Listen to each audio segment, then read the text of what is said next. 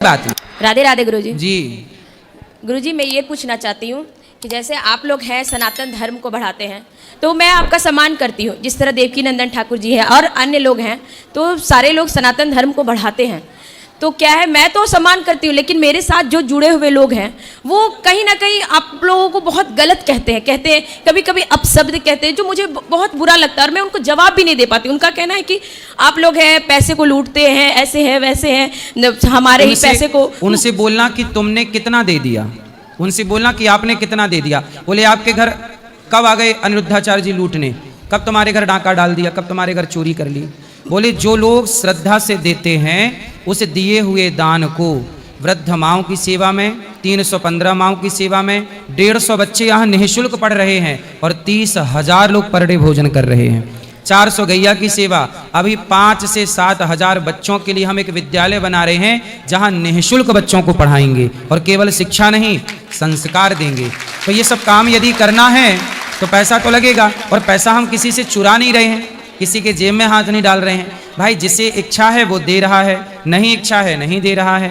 उनसे बोलना कि तुम्हें गाली, देखो कुछ लोग हमें पैसा देते हैं कि वृद्ध माओं को हमारी तरफ से भोजन करा दीजिए, और कुछ लोगों के पास बेचारे के पास पैसा नहीं है तो वो हमें गाली ही देते हैं। अच्छे हैं, कम से कम कुछ ना कुछ दे ही रहे हैं, इसलिए उनकी गाली भी हमें स्वीकार है। मैं नहीं समझा पाती हूँ। कोई बात नहीं, आप मत समझाओ। तकलीफ होती है मुझे। देखो रावण को कोई नहीं समझा पाया, हनुमान जी नहीं समझा पाए, अंगद जी नहीं समझा पाए, स्वयं राम नहीं समझा पाए, दुर्योधन को स्वयं कृष्ण नहीं समझा पाए। जिसे विधाता नहीं समझाना चाहते उसे कोई नहीं समझा पाएगा, इसलिए मत समझाओ। वो हमें गाली दे रहे हैं ना, हमें उनकी गाली स्वीकार है, कोई दिक्कत नहीं है। पर बोलते हमें पाप लगेगा गुरुजी, मैं क्या करूं? मैं कोई बात नहीं, आप उनसे कहो, आप उनसे कहो कि ये सारी सेवा जो गौरी गोपाल में होती है, बोले आप भी शुरू कर दो। हाँ मैंने बोला गुरुजी कि फिर आप कर लो ना। ये काम वो बेचारे कर रहे हैं। आप लोग करते, यदि हर बेटा अपने माँ बाप की सेवा करता तो हमें वृद्धाश्रम बनाने की जरूरत ही ना पड़ती। तो जब बेटा अपने कर्तव्य को भूल गया, बेटियां अपने कर्तव्य को भूल गईं, यहाँ देखो ना माएँ रहती हैं। अभी एक माँ हॉस्पिटल में है, 3 बेटे हैं माँ के और 1 बेटी है। 3 बेटों में एक भी बेटा नहीं आया। हमने फोन लगाया कि बेटा तुम्हारी माँ आखिरी सांस ले रही है, 30,000 रुपए रोज का लग रहा है वेंटिलेटर का, 30,000 रुपए रोज, और कोमा में थी 2 दिन। जब कोमा से जागी तो मैंने बेटों को फोन लगाया कि माता की आंख खुलेगी जब आप सामने रहोगे ना बेटा, तो माँ को अच्छा लगेगा कि मेरा बेटा आया है। पर तीनों बेटे नहीं आए, अंतिम सांस चल रही है, देखने नहीं आए। मर जाएंगी तो कंधा देने क्या आएंगे। अब ऐसे माँ की यदि अपनी औलाद सेवा करती तो फिर हमें वृद्धाश्रम बनाने की जरूरत ही नहीं थी।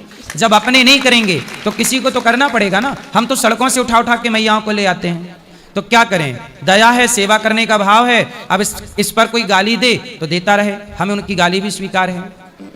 सही बात। इतना करने के बाद भी यदि जमाना गाली ही दे तो कोई, आप सीता माँ को कौन सा समाज ने पुष्प डाला चरणों में, समाज ने तो उनको भी ना अपमानित किया। तो जब जगत ने माता सीता का अपमान किया तो मैं कौन हूं, मेरा अपमान क्यों नहीं करेंगे। कुछ लोग करेंगे, कुछ लोग सम्मान करते हैं तो कुछ लोग अपमान भी करेंगे। जीवन में जहां सम्मान है वहां अपमान भी है, इसलिए हमें कोई आपत्ति नहीं है कि कोई हमें गाली दे रहा है, हमें बुरा नहीं लगता। कोई पर मुझे लगता है गुरुजी मैं जवाब नहीं दे पाती हूँ, मुझे बुरा लगता है। जवाब देने की जरूरत नहीं। सबसे खुशी बात होती है कि आप लोग सनातन धर्म को बढ़ाते हैं। मुझे लिए इससे बड़ी चीज और कुछ नहीं चाहिए। मैं तो इतनी भी नहीं कर पाती हूँ, और अगर कोई गलत कहता है तो मैं जवाब नहीं दे पाती तो मुझे घुटन होती है। कोई बात, आप बस इतना कह दिया करिए कि महाराज जी, आप ये कह दिया करिए कि आप आश्रम में जाके देख लो, जो सुन रहे हो वो सही है कि गलत है, अपनी आंखों से देखो, या फिर आप भी कर लो। बस इतना कह दो। अब उनको देखना है आके देख लेंगे, करना है कर लेंगे। यदि देखो कुत्ते का, कितना भी कुत्ते को शहद चटाओ, कितना भी कुत्ते को अच्छा अच्छा खिलाओ, पर वो भौंकेगा ही नहीं, भौंकेगा। कुछ लोग कुत्तों के जैसे होते हैं, वो भौंकने के लिए ही पैदा हुए हैं, तो उनके भौंकने दो उनको। फिर उन्हें कितना भी समझाओ, वो भौंकने के लिए उनका स्वभाव, उनका वो पिछले जन्म में कुत्ते से सीधे शायद कृपा हुई प्रभु की तो मनुष्य तन पा गए, पर यहाँ भी भौंक ही रहे हैं। इसलिए सबसे सफाई दे, सबको सफाई देने की जरूरत नहीं है। कहते हैं ना कि हाथ कंगन को वारसी क्या, और क्या कहते हैं, क्या पढ़े लिखो को फारसी क्या, हाथ कंगन को वारसी क्या और पढ़े लिखे को फारसी क्या। बस, तो जो है गौरी गोपाल में वो सबको दिख रहा है। अब उनको नहीं दिख रहा है तो उनकी आंखों में दोष है, उन्हें मोतियाबिंद हुआ है, उनकी दिक्कत है वो।